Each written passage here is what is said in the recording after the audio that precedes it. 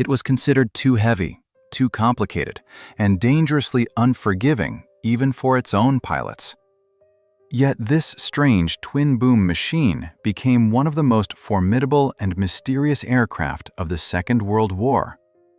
Why did the British reject the P-38 Lightning while American aces turned it into an aerial predator?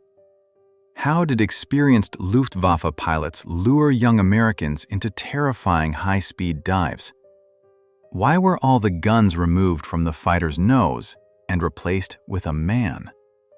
And what extreme-range operation allowed the Lightning to alter the war in the Pacific? Behind its legendary silhouette were crashes, failed decisions, secret modifications, espionage, and an aerodynamic flaw that could turn a high-speed fighter into an uncontrollable stone. But the more dangerous the aircraft became, the harder American engineers pushed it to fly farther, move faster, and strike with greater force. Watch this video until the end. You will discover how Lockheed's controversial experiment became the aircraft of America's greatest aces, why its true power remained hidden for years, and what secret role the Lightning played in some of the largest operations of the Second World War. Lockheed's victory was not accidental. The company's management promised to create an aircraft capable of approaching 700 kilometers per hour, a figure that sounded almost provocative in the late 1930s. Behind that bold promise, however, was not a publicity trick, but a project intended to dismantle the conventional fighter layout and rebuild it from the beginning. The work was led by Hal Hibbard and Clarence Leonard Johnson, known to his colleagues as Kelly. They examined dozens of possible configurations before choosing the Model 22, an aircraft with two engines, twin tail booms, and a short central nacelle. The cockpit and the entire gun battery were housed in this central section, producing a compact nose and giving the pilot a largely unobstructed forward view. This was the defining feature of the future P-38. The engines and turbo superchargers were installed in two long booms joined by the horizontal tail, while the pilot sat between them. This arrangement left the nose free for concentrated armament without forcing the designers to install guns in the wings. The decision offered an important combat advantage. Fighters with wing-mounted guns normally had their weapons angled slightly inward so that their lines of fire converged at a predetermined distance. The Model 22's weapons pointed almost directly ahead, allowing the pilot to deliver concentrated fire over a much wider range of distances. Power came from two liquid-cooled 12-cylinder Allison V1710 engines. Each engine was paired with a General Electric turbo supercharger that helped preserve power in the thin air at high altitude. The propellers rotated in opposite directions, reducing the effects of engine torque and making it easier for the pilot to keep the aircraft on course. Power alone was not enough. To reduce aerodynamic drag, the engineers used smooth aluminum skin secured with flush rivets and kept the joints between the panels as clean as possible. Sections of the skin carried structural loads together with the internal framework, preserving strength without adding unnecessary weight. This also applied to the tricycle landing gear with its nose wheel, an uncommon feature among American fighters of the period. On the ground, the aircraft remained almost level, giving the pilot a clearer view while taxiing and reducing the risk of tipping forward under braking. For a large twin-engine aircraft, this arrangement was considerably more practical than the traditional tailwheel configuration. Controlling heat from the engines and turbo superchargers demanded special attention. The main coolant radiators were installed in the tail booms, while intercooler ducts were built into the leading edges of the wings. Moving air helped cool the power plant and allowed it to retain more of its performance at altitude. Hydraulically boosted ailerons would appear much later on wartime variants, when increasing speed made the physical load on the pilot increasingly severe. But the foundation for that development had already been established by the Model 22. What the Army saw on paper was not merely another interceptor, but an aircraft packed with technologies that had never before been combined in a single American fighter. By the end of December 1938, the sole XP-38 prototype, serial number 37-457, was ready for testing. The aircraft was taken to March Field in California, where its engines, brakes, and controls were examined during a series of ground runs. After 18 months of design and construction, the strange twin-boom machine finally had to prove that it could fly. On January 27, 1939, Lieutenant Benjamin Kelsey climbed into the cockpit. He had helped formulate the X-608 requirements and was now preparing to fly the aircraft built to meet them. Almost immediately after takeoff, Kelsey felt severe vibration, while the pilot of a chase aircraft reported that the XP-38's flaps were beating uncontrollably in the airflow. This was traced to the 4 aluminum support rods in the flap mechanism. 3 had failed under load, forcing Kelsey to retract the flaps and continue the brief flight without them.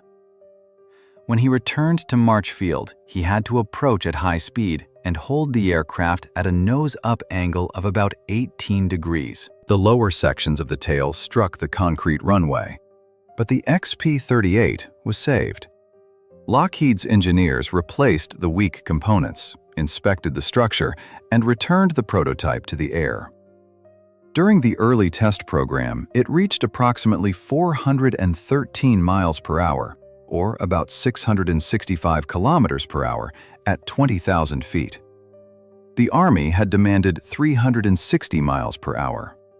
The XP-38 exceeded that requirement by more than 50 miles per hour, even though it was still an experimental aircraft without production armament or a complete set of military equipment.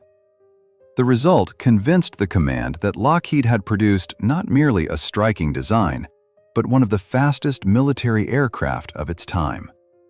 This led directly to the decision to attempt a transcontinental flight. On February 11th, Kelsey took off from March Field and headed across the United States toward Mitchell Field on Long Island. The route included stops at Amarillo and Wright Field, where the prototype was refueled twice.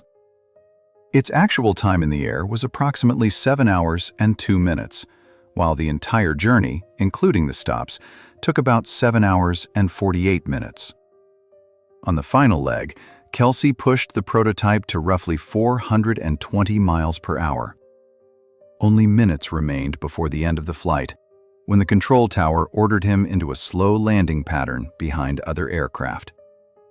Kelsey reduced power and began his approach, but carburetor icing prevented the engines from responding when he opened the throttles again. The XP-38 rapidly lost altitude and could no longer reach the runway. It clipped the tops of trees, came down on the Coldstream golf course, and skidded across the ground into a sand trap. Kelsey climbed out of the shattered cockpit with only minor injuries. The sole XP-38 was beyond repair. Its central nacelle was broken, its wing damaged, and its tail booms badly twisted. The record flight ended among splintered trees and scattered earth, leaving Lockheed without its only flying prototype. After the loss of the XP-38, Lockheed no longer had a flying prototype, but the Army did not cancel the program. The record flight had demonstrated that the basic calculations were sound, and on April 27, 1939, the military ordered 13 YP-38 service test aircraft. Lockheed now had to turn a spectacular experimental machine into a fighter suitable for operational units. The task proved more difficult than expected.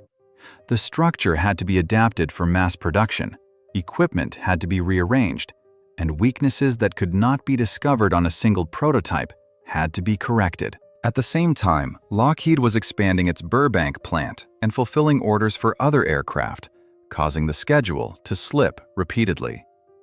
This applied above all to the YP-38 service test series. The first aircraft did not fly until September 16, 1940, 19 months after the XP-38 had been lost.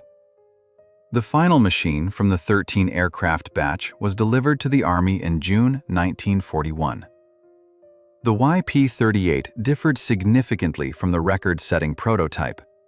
The direction of propeller rotation was reversed, with the upper blades now moving outward and away from the cockpit, improving the aircraft's stability as a gun platform. The engine installations, air intakes, control systems, and internal equipment were also revised. The central nacelle carried a 37mm M9 cannon with only 15 rounds, two 12.7mm machine guns, and two 7.62mm machine guns. The propellers did not cross the line of fire, so no synchronization mechanism was required. All 5 barrels fired directly ahead, concentrating their projectiles in a dense forward pattern. Even before the YP-38 test program was complete, the Army ordered 66 production aircraft. On the first 30 P-38s, the lighter machine guns were replaced by a second pair of heavy machine guns, while the 37mm cannon was retained. The following 36 aircraft were designated P-38D and became the first versions prepared for actual combat service. This applied to the protection of the pilot and the aircraft's vital systems.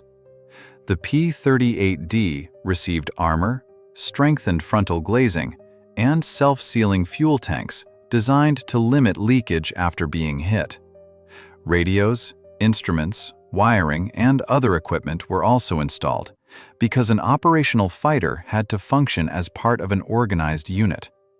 Every addition increased weight. The production P-38 was heavier than the experimental aircraft, reached approximately 390 miles per hour, or about 628 kilometers per hour, and responded more slowly to aileron input. The performance remained impressive for a large twin-engine interceptor, but the promised 700 km/h mark was moving farther away. The unusual design attracted attention far beyond the American military. Later publications claimed that Soviet intelligence obtained drawings, photographs, and technical material related to the Lockheed Model 22 in 1938. No openly available archival document, however, has established that a complete set of blueprints was stolen. Foreign interest in the project was nevertheless understandable. Even before the major war began, Lockheed was attempting to combine altitude performance, heavy firepower, and speed beyond the reach of most production fighters. While American engineers struggled with weight, delays, and manufacturing complexity, observers outside the United States were already watching the twin-boom aircraft closely. The rumors surrounding the Model 22 drawings did not appear without context. In the late 1930s, Soviet design bureaus were also searching for a heavy twin-engine fighter capable of intercepting bombers, escorting strike formations, and operating over long distances. The Soviet Union was already testing the VIT-1 and VIT-2, while the Polikarpov TIS and Mikoyan DIS projects appeared later. A direct connection between these aircraft and the P-38 cannot be established. The Soviet projects differed in layout, engines, and intended missions, and work on some of them began independently of the American program. Even if Soviet intelligence obtained individual Lockheed documents, they could only have served as an additional source of technical information, not as a complete design ready for copying. This was part of the wider international race to develop heavy fighters before the major war. Britain and France chose an open approach and attempted to obtain the American aircraft through an official contract. In March 1940, the Anglo-French Purchasing Committee ordered 667 aircraft from Lockheed for approximately $100 million. The French version received the company designation Model 322F, while the British version became the Model 322B. The customers intended to use the twin-engine aircraft as an interceptor and long-range fighter, but they also demanded a simplified power plant. The export machines were to use Allison V1710 engines from the same General Series fitted to the Curtiss P-40, already ordered by the Allies. To simplify parts supply and maintenance, the customers rejected the turbo superchargers and selected two engines rotating in the same direction. Production and logistical support became easier, but these changes removed two of the aircraft's essential advantages. Without turbo superchargers, engine power declined rapidly with altitude, while the identical propeller rotation made the aircraft more difficult to control after the loss of one engine. This was no longer a minor export modification. It altered the entire logic of the P-38. The American aircraft had been created as a high-altitude interceptor, and its speed depended on the engines retaining power in thin air. Removing the turbo superchargers produced a simpler aircraft, but it no longer delivered the Lightning promised by the original calculations. After France left the war in June 1940, Britain assumed responsibility for the entire order and gave the aircraft the service name Lightning. On August 5, 1941, the contract was revised. 143 aircraft would remain in the simplified Lightning Mark I configuration, while the other 524 were to become Lightning Mark IIs with turbo superchargers and performance close to the American P-38E. Deliveries continued to slip, and the first three Lightning Mark Is did not reach Britain until the spring of 1942. Tests revealed exactly what the altered design suggested. Without high-altitude supercharging, the export aircraft rapidly lost its advantage as it climbed. It was considerably slower than the promised 400 miles per hour and failed to meet Royal Air Force requirements. By that time, Britain already had the de Havilland Mosquito. The fast, twin-engine wooden aircraft carried a crew of two and could operate as a reconnaissance aircraft, night fighter, or bomber. Against that alternative, the simplified, single-seat Lightning Mark I offered no distinct advantage that justified creating a separate training and supply system. The Lightning Mark I order was terminated, and most of the completed aircraft remained in the United States under the designation P-322. They were used mainly for training because the absence of turbo superchargers made it easier to prepare pilots before they moved to fully equipped P-38s. The aircraft the British had asked Lockheed to simplify ultimately proved too restricted for Britain's own war. On December 7, 1941, Japanese carrier aircraft struck Pearl Harbor. For the United States, the period of preparation, testing, and cautious calculation was over. Aircraft that had recently been judged by factory performance tables were now required to defend American territory. There were no P-38s in Hawaii or the Philippines that day. The newest twin-engine fighters remained in the continental United States, where operational units and ground crews were still learning how to use them. This saved the small Lightning force from being destroyed on the airfields, but it also revealed how far those aircraft were from the areas where combat had already begun. This applied especially to the 1st and 14th Fighter Groups based in California. Their P-38s patrolled the coast, protected industrial areas, and prepared to intercept aircraft that might appear over the western states. After Pearl Harbor, American commanders seriously feared additional attacks, making every serviceable high-altitude interceptor particularly valuable. The first real opponent, however, did not appear over Los Angeles or San Francisco. In the summer of 1942, Japanese forces attacked the Aleutian Islands and occupied Attu and Kiska. An air campaign began over the chain of cold islands, fought through fog, rain, icing, and almost constant low cloud. On May 29th, 25 P-38Es were sent north to the Aleutians. Aircraft of the 54th Fighter Squadron, operated from airfields that lacked proper shelters, maintenance equipment, and prepared runways. 2 engines gave a pilot another chance to return after a power plant failure, but a flight lasting several hours over freezing water left little room for error. This also applied to locating the enemy. Radar coverage remained limited, the weather could change within minutes, and Japanese reconnaissance aircraft could disappear into the clouds before American fighters spotted them. The P-38 now had to use the range, speed, and endurance for which it had been designed before the war. On August 4, 1942, Lieutenants Kenneth Ambrose and Stanley Long were patrolling the Aleutian area in P-38 East.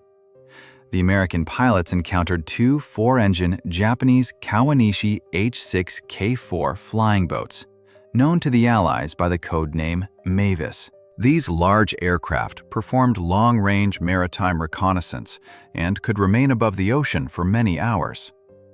Ambrose attacked the flying boat on the left, while Long went after the one on the right. After several passes, both Kawanishi aircraft were unable to continue flying and went down in the cold water near the islands. The P-38 had achieved its first confirmed aerial victories. Its combat baptism bore little resemblance to what Lockheed's designers had imagined in California. The Lightning had been created to intercept heavy bombers at high altitude, but it entered combat over a gray sea against long-range flying boats. Speed and firepower mattered, but so did fuel capacity, navigation, and the ability of 2 engines to keep operating in severe weather. P-38 units soon began moving much farther south. The aircraft reached groups operating over New Guinea, the Solomon Islands, and the Bismarck Archipelago, where hundreds of miles separated airfields from their targets. The 8th, 49th, 347th, and later the 475th Fighter Groups turned the Lightning into one of the principal long-range fighters of the American Air Forces in the Pacific. In the Pacific, the P-38 encountered an opponent it had not originally been designed to fight. Instead of heavy, high-altitude bombers, American pilots faced light Japanese fighters such as the Mitsubishi A6M0 and the Nakajima Ki-43 Hayabusa, known to the Allies as the Oscar. These aircraft combined low weight, light wing loading, and exceptional maneuverability at low speed. In a horizontal turning fight, a Japanese fighter could quickly move behind a Lightning. The P-38 was larger, heavier, and slower to roll from one bank to another, especially in its early versions. Fighting according to the rules of the Zero or Hayabusa meant voluntarily surrendering the American aircraft's advantages. This led to the central instruction given to P-38 pilots: avoid a prolonged turning fight. The Lightning had to preserve its speed, remain above the enemy, and attack with an energy advantage. Altitude became stored speed, while speed allowed the pilot to choose when to enter combat and when to leave it. A pair or flight of Lightnings would take position above a Japanese formation, select a target, and enter a fast dive.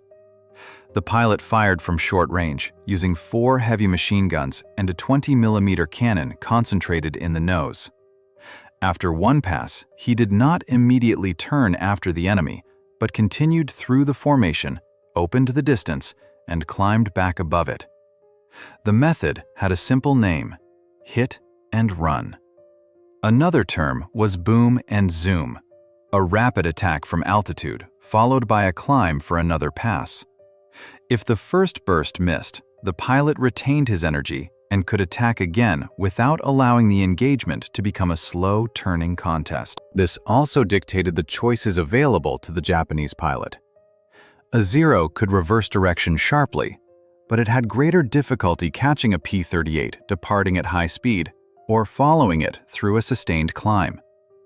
The Lightning retained energy well and could open the distance, provided its pilot resisted the temptation to compete in turning radius. The P-38 was not entirely helpless in maneuvering combat. Beginning with the P-38F, the pilot could partially extend the Fowler flaps and use them as maneuvering flaps. This increased lift and helped tighten a turn, but it also created drag, so the system could not transform the heavy Lightning into a light Japanese fighter. Survivability offered another advantage. 2 engines, armor, self-sealing tanks, and a strong structure allowed the P-38 to absorb damage that might prevent a lighter aircraft from returning to its airfield. 2 engines did not make it invulnerable, however, because a hit to the liquid cooling system of an Allison V-1710 could quickly reduce engine power. Range remained the Lightning's most important weapon in the Pacific. On internal fuel, the aircraft could cover roughly 2,000 kilometers, while external tanks increased that figure substantially. Depending on the version, load, and flight profile, ferry range could approach 3,200 kilometers, although the practical combat radius was always much shorter. Long missions lasted 5, 7, and sometimes more than 8 hours. The pilot remained alone in a cramped cockpit, monitoring the engines, fuel consumption, navigation, and the sky around him. Yet even this capability seemed insufficient to some staff officers, because the airfields on a Pacific map were still too far from many targets. At the beginning of the Pacific War, distance seemed almost as dangerous as Japanese aircraft. To move P-38s across enormous stretches of ocean, Lockheed considered an almost fantastic floatplane version. Detachable floats were intended to let the Lightning make extremely long ferry flights and land on water in areas where suitable airfields did not yet exist. To examine the idea, P-38E serial number 41-1986 received lengthened tail booms and a raised horizontal tail intended to keep it clear of sea spray. Actual floats were never installed on the aircraft. By the end of 1942, it was clear that naval transport could deliver fighters to forward bases without such a complicated conversion. This solution concerned only the movement of aircraft between distant regions. Combat missions had a simpler answer: external fuel tanks that could be released before an aerial engagement. Those tanks made possible an operation long considered beyond the reach of a single-seat fighter. In April 1943, American signals intelligence intercepted and decrypted a Japanese message. It revealed the exact itinerary of an inspection trip by Admiral Yamamoto, Commander-in-Chief of the Combined Fleet. On April 18th, he was scheduled to fly from Rabaul to Balao Island near Bougainville. Yamamoto was not merely a senior officer, he commanded the Combined Fleet and had played a central role in planning the operation against Pearl Harbor. The American command decided to use the intelligence, but the aircraft had to be intercepted far from the nearest American base without revealing that Japanese naval codes had been compromised. This became Operation Vengeance. The direct distance from Guadalcanal to the interception area was approximately 700 kilometers, but a direct approach was too dangerous. To avoid Japanese observation posts, Major John Mitchell plotted a route of roughly 970 kilometers over open sea to the target, and about 640 kilometers for the return. Only the P-38G could perform the mission. A standard 165-gallon external tank was fitted beneath one wing, while an enlarged tank of approximately 330 gallons was carried beneath the other. Fuel calculations allowed almost no reserve, leaving the pilots about 10 minutes for combat after reaching the target area. On the morning of April 18th, 18 Lightnings took off from Kukum Field on Guadalcanal.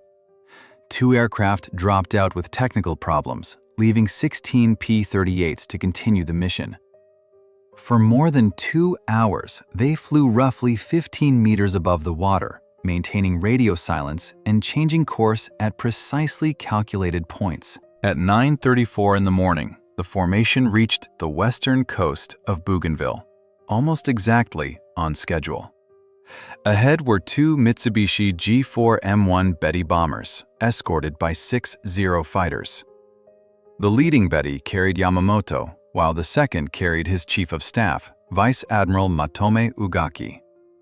This reduced the entire operation to several minutes of direct combat. The P-38 cover group climbed to engage the Japanese fighters, while the attack section went after the two Bettys. Rex Barber and Thomas Lanphier attacked the leading aircraft. Although the question of who caused the decisive damage later became the subject of a long dispute. The burning bomber rolled over and disappeared into the Bougainville jungle. Yamamoto did not return from the flight. The second Betty made a violent landing on the water, and Ugaki survived the impact. The American P-38s turned back toward Guadalcanal, but Lieutenant Raymond Hines' aircraft did not return. The remaining fighters reached their base with very little fuel left. To protect the work of the codebreakers, the circumstances of the interception were concealed behind a story involving information obtained by chance. Operation Vengeance transformed the Lightning's range from a figure in a technical table into a strategic weapon. A formation of single-seat fighters covered roughly 1,600 kilometers, reached its target almost to the minute, and intercepted one of the most important figures in the Japanese command structure. Development of the P-38 continued throughout the war. Development of the P-38 did not stop after the mission against Yamamoto. Early in 1942, the P-38F entered production and turned the high-altitude interceptor into a more versatile aircraft. Two pylons appeared beneath the center wing section, each capable of carrying a drop tank or a bomb weighing approximately 1,000 pounds. Beginning with later P-38F production blocks, the pilot received an intermediate setting for the Fowler flaps.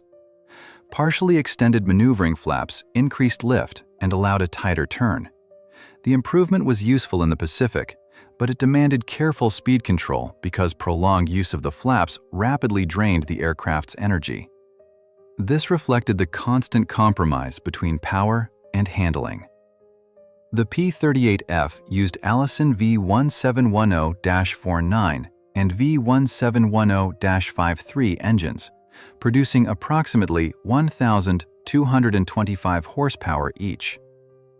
They provided strong performance, but the weight of armament, fuel, and protective equipment continued to increase. The P-38G appeared in August 1942, with V1710-51 and V1710-55 engines, producing roughly 1,325 horsepower each. The aircraft climbed faster and retained speed more effectively while carrying a combat load. However, the existing intercooler system was already approaching the limit of its capacity. The P-38H, introduced during the spring of 1943, received engines rated at approximately 1,425 horsepower.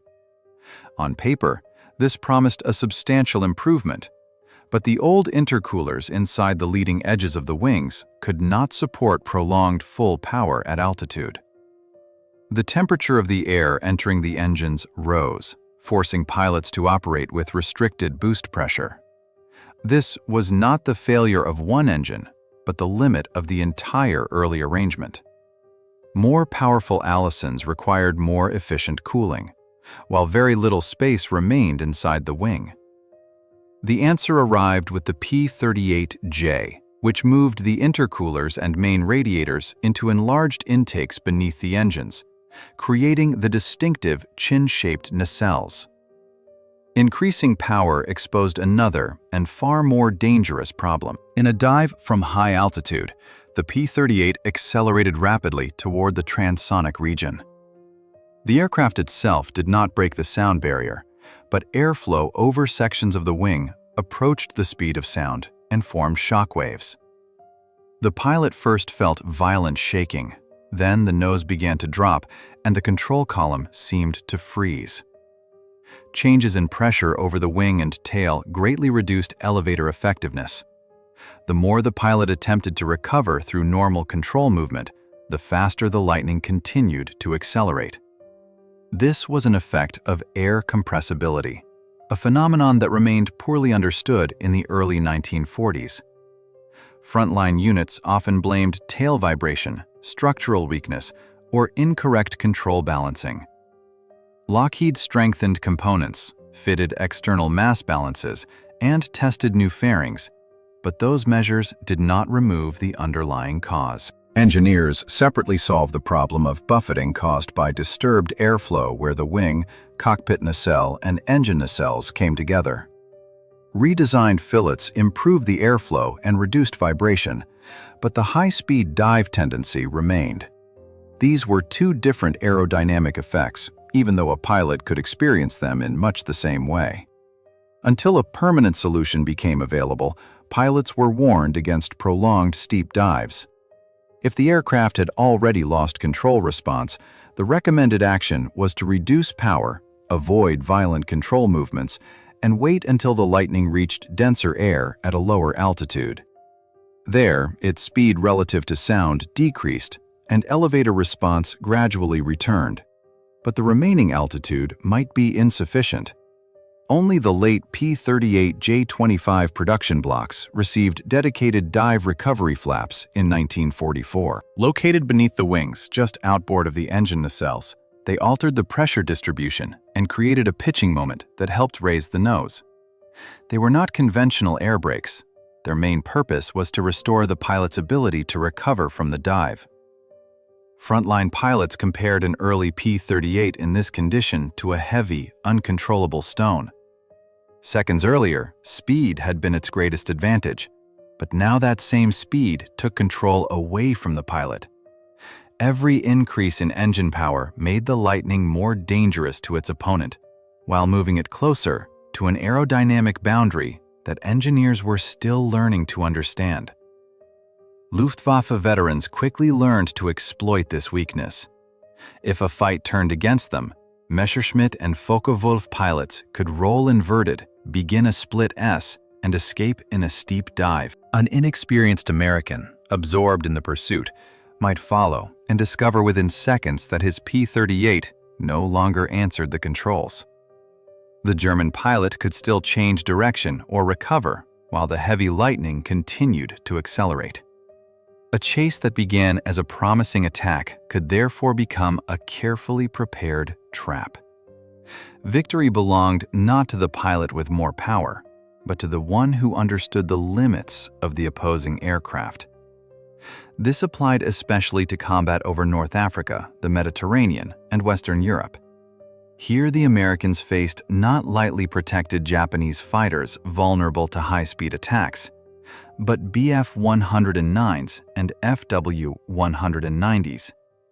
The German aircraft were fast, heavily armed, and often flown by veterans who had already fought over Poland, France, Britain, and the Soviet Union. The P-38 entered the European Air War as a fighter capable of escorting heavy bombers beyond the range of early P-47s. Lightnings operated from North Africa, Italy, and eastern England, protecting B-17s and B-24s during strikes against airfields, factories, ports, and railway centers. Its long range finally allowed fighter protection to remain with the bombers deep inside enemy territory. Yet, the Lightning gained no decisive superiority over the Luftwaffe.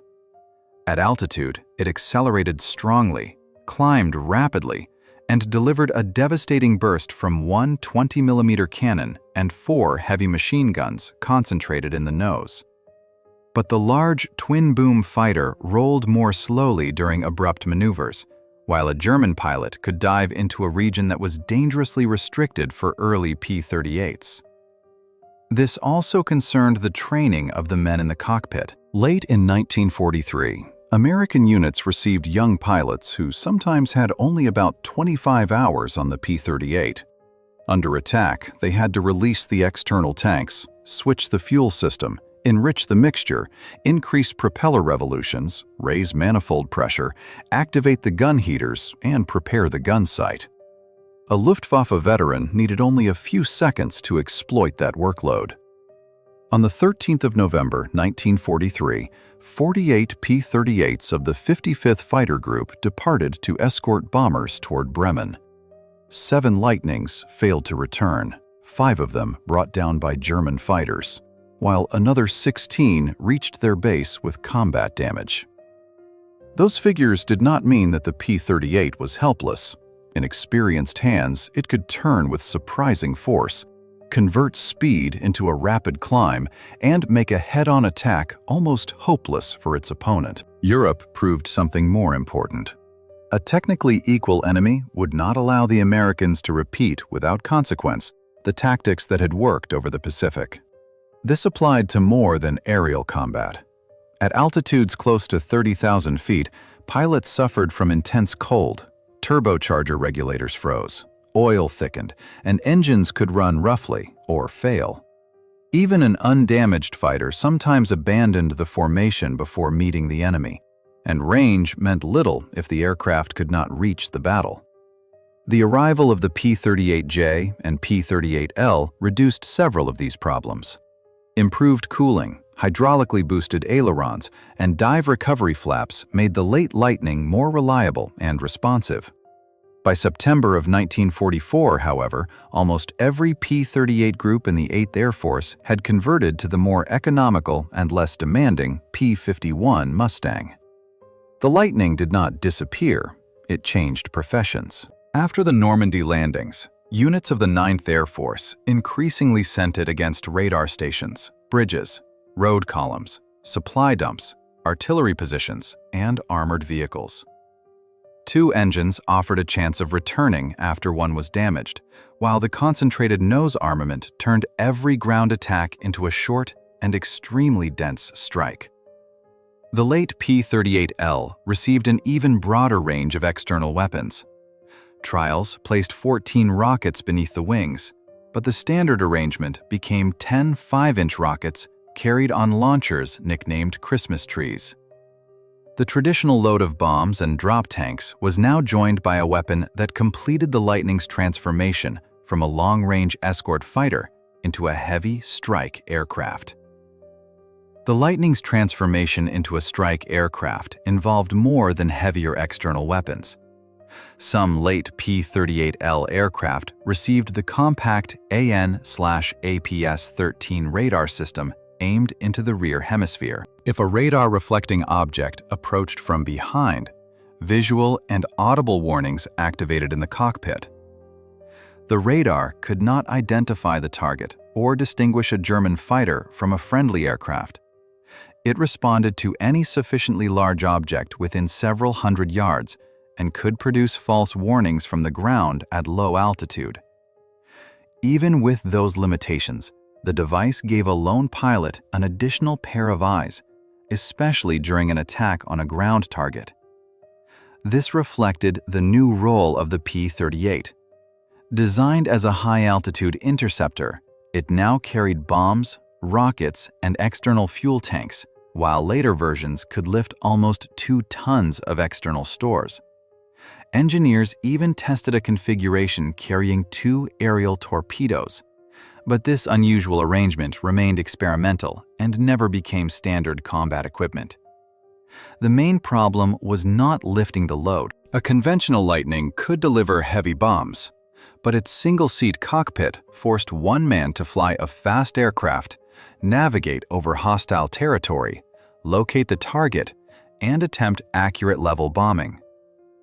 The fighter carried neither a proper precision bomb sight nor a dedicated specialist to operate it. General Don Ostrander and Colonel Cass Huff proposed the answer.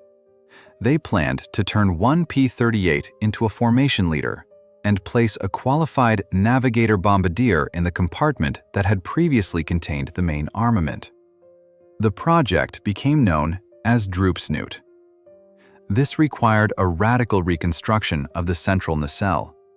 The 20mm cannon, 4 heavy machine guns, ammunition, and associated mechanisms were removed from the nose. A transparent fairing covered the empty compartment, which received armor, oxygen equipment, navigation instruments, and the secret Norden bomb sight. The result looked almost unbelievable. A second crewman sat or lay inside the narrow glass nose of a fighter, ahead of the pilot. He watched the ground through transparent panels, plotted the route, identified the target, and calculated the release point. A navigator bombardier now worked in the position from which 5 gun barrels had once fired. The first experiments took place at Lockheed's Modification Center at Langford Lodge in Northern Ireland. Engineers initially fitted a wooden mock-up of the new nose to a P-38H and tested the effect on stability and handling. They then converted a P-38J into a complete prototype with a glazed bombardier compartment, ready by late February of 1944. This was not an attempt to create a solitary light bomber, but the foundation of a new formation tactic. The droop snoot flew at the front, followed by conventional P-38s that retained their cannon and machine guns. Each accompanying aircraft could carry 2 heavy bombs, but only the bombardier in the leader performed the precision calculation. During the approach, the formation maintained the same altitude, speed, and close spacing. The navigator in the transparent nose aligned the target in the Norden sight, calculated the release point, and gave the command. When the leader's bombs dropped, every following pilot released his load at the same moment, covering the target with one concentrated strike. On the 10th of April, 1944, a droop snoot led 42 P-38Js of the 20th Fighter Group into combat for the first time. Their target was the German airfield at Gütersloh. After releasing their bombs, the conventional Lightnings still had their guns and could protect the formation or continue attacking targets on the ground. The transparent nose, however, depended on clear visibility. Cloud, smoke, or fog could hide the target and render the Norden sight almost useless. The next step was the P-38 Pathfinder, in which an opaque radome containing the H-2X ground mapping radar, designated AN/APS-15 by the Americans, replaced the glazed nose. The radar operator occupied the same cramped forward compartment and saw not the factory, bridge, or airfield itself, but a radar image of the terrain. From that image, he located the target and calculated the release point, while the following pilots copied the leader. The P-38 could now guide an entire strike formation and conduct bombing attacks through cloud. The radar-equipped Pathfinder was only one branch of the Lightning's reconnaissance career. Much earlier, military planners recognized that the speed, ceiling, and range of the P-38 allowed it to enter areas where a conventional observation aircraft became an easy target. The heavily armed fighter therefore acquired one of its most important and least visible professions. The conversion appeared paradoxical. Technicians removed the 20mm cannon, 4 heavy machine guns, and ammunition from the nose, leaving the aircraft without offensive armament. The empty compartment received cameras with lenses aimed vertically downward and obliquely toward the ground. This applied to the F-4 and F-5 variants developed from production P-38s. The early F-4, based on the E model, normally carried 4 K-17 cameras. The later F-5 could carry as many as 5 cameras with different lenses, allowing one pass to cover a broad strip of terrain while also recording individual targets in greater detail. Only one pilot remained behind those lenses. He had to navigate to the objective, maintain exact altitude, speed, and heading, activate the cameras at the correct moment, and return with the film. If German or Japanese fighters appeared, he had no weapons with which to engage them. Survival depended on speed, altitude, cloud cover, and a carefully planned escape route. At high altitude, the F-5 photographed airfields, ports, factories, railway centers, and troop movements. Its cameras produced overlapping sequences from which specialists assembled a detailed picture of the terrain. Under stereoscopic examination, analysts could identify the height of structures, the outlines of trenches, artillery positions, and even recent changes in the ground. This was not about dramatic aerial victories, but about information without which a major operation might begin blindly. The photographs revealed bridges, roads, supply depots, coastal fortifications, and possible landing areas. After a bombing raid, an F-5 returned to record the damage and determine whether another attack was required. The work became especially intense before the Normandy landings. On the 6th of May 1944, exactly 1 month before the invasion, pilots of the 10th Photographic Reconnaissance Group began photographing the northern coast of France. To conceal the real landing area, reconnaissance covered an extended section of shoreline between France and Belgium. Some missions were flown not at a protective altitude, but almost directly above the sea and sand. F-5s crossed the beaches at heights of roughly 15 to 50 feet and speeds close to 400 miles per hour. The pilot saw beach obstacles, firing positions, and the ground rushing toward him. But any hit or control error left only a few moments for recovery. This applied to the images later studied by the planners of Operation Overlord. They marked access roads, bridges, canals, railway yards, gun batteries, and obstacles along the coast. After the landings, reconnaissance Lightnings continued flying, helping headquarters follow the advance through France, the Netherlands, and toward the German frontier. Their work over the Mediterranean was equally important. F-5 squadrons operated from North Africa and Italy, photographing harbors, airfields, transportation routes, and defensive positions before Allied landings and ground offensives. One unarmed aircraft could return with information that shaped the routes of dozens of strike formations. Photographic reconnaissance pilots rarely appeared in reports besides celebrated fighter aces. Their task was not to enter combat, but to hold a precise course over the objective, keep the cameras operating under anti-aircraft fire, and deliver the film to the interpreters. The invisible work of one man in a cockpit became maps, orders, and coordinates for thousands of airmen, sailors, and soldiers. This was a strategic result that could not be measured by counting aircraft destroyed. The F-5 helped commanders select routes of advance, locate enemy forces, expose camouflage, and assess the results of airstrikes. In some operations, the photographs were acquired not after a decision had been made, but to make that decision possible. Lockheed built 10,038 aircraft of the P-38 family. More than 1,200 were produced or converted as F-4 and F-5 photographic reconnaissance variants, approximately 1 Lightning in every 8. They left factories and modification centers without the familiar battery of cannon and machine guns, but with cameras that transformed a fast fighter into one of the Allies' principal aerial intelligence tools. At the beginning of this story, a heavy twin-engine fighter could reasonably appear to be a mistake. 8 tons of metal, 2 engines, a complicated fuel system, and an enormous wingspan. Could such an aircraft truly fight a light single-engine opponent on equal terms? The history of the P-38 delivered a hard and unmistakable answer. I admit that I once believed a heavy twin-engine aircraft would inevitably be too slow and cumbersome for serious aerial combat. The Lightning destroys that assumption, not through legend, but through its combat record.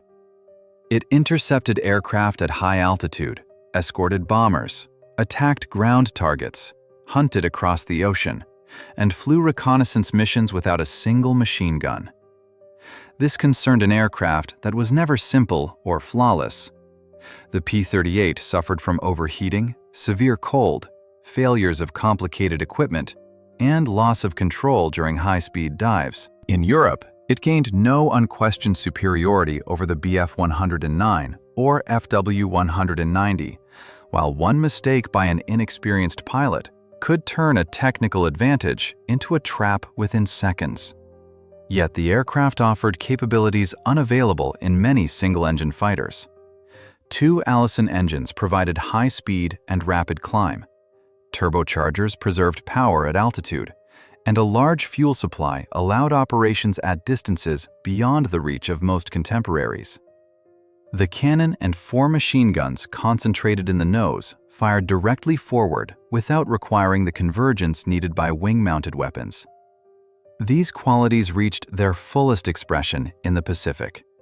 The P-38 could spend hours over open water, attack rapidly from altitude, and return with only one engine operating. Here, the Lightning became the chosen aircraft of the 2 highest-scoring American aces of the Second World War. This applied first to Richard Bong. He achieved 40 confirmed aerial victories and became the highest-scoring American fighter pilot. Bong did not try to make the heavy aircraft fight like an agile lightweight. He used speed, altitude, surprise, and concentrated firepower, forcing the Lightning to fight under the conditions for which it had been designed. Beside his name stands Thomas McGuire, who achieved 38 aerial victories in the P-38. During 2 days at the end of December 1944, he brought down 7 Japanese aircraft.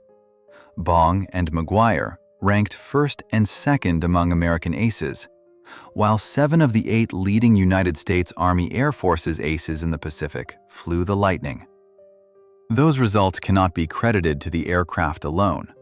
Victories belonged to pilots who understood its strengths, sensed its remaining energy, and knew when to attack and when to leave immediately. The P-38 punished overconfidence, but in expert hands, it became an opponent capable of striking from long range, from above, and with devastating accuracy. This also concerned the people who never entered its cockpit. Every mission depended on Lockheed engineers, assembly line workers, Allison specialists, mechanics, armorers, and radio technicians. They redesigned the cooling system, strengthened the controls, installed more powerful engines, added dive recovery flaps, radar, cameras, and bombing equipment. One design consequently lived several different lives. It began as a high-altitude interceptor, became a long-range escort fighter, then served as a fighter bomber, a formation bombing leader, a reconnaissance aircraft, a night fighter, and an experimental carrier of unusual weapons. Few aircraft of that era traveled so far beyond their original requirement. A total of 10,038 Lightnings were built. Almost 4,000 belonged to the final P-38L series, which combined the principal improvements purchased through years of testing and frontline experience. Such numbers required an immense industrial system capable not only of producing thousands of complex aircraft, but of continually changing them while the war was still being fought. This leads to the central lesson of the entire story. The air war was not won by an aircraft without weaknesses, because no such aircraft existed. It was won by those who identified a weakness faster, turned a frontline report into a new drawing, reorganized production, and returned an improved machine to the sky. The P-38 was not the lightest, simplest, or universally best fighter of the Second World War. Its strength lay elsewhere. The original idea was bold enough, the airframe powerful enough to develop, and the design flexible enough to change with the war itself. 2 tailbooms, 2 engines, and a cockpit between them became the silhouette of an age in which engineering risk could decide battles. So ended the journey of an aircraft born from a pre-war theory about the coming air war. It entered that conflict as an experimental interceptor and emerged as the fighter of aces, a strike platform, and the eyes of entire armies. It was more than a Lightning. It was a flash of American industry captured in metal, directed toward the target by its pilots. Thank you for watching, and until we meet again. If you found the story of the P-38 Lightning interesting, support this video with a like. Subscribe to the channel and activate the notification bell so you do not miss our next stories about legendary aircraft, aerial battles, and secret military projects. Tell us in the comments which combat aircraft we should examine next. Thank you for watching, and until we meet again.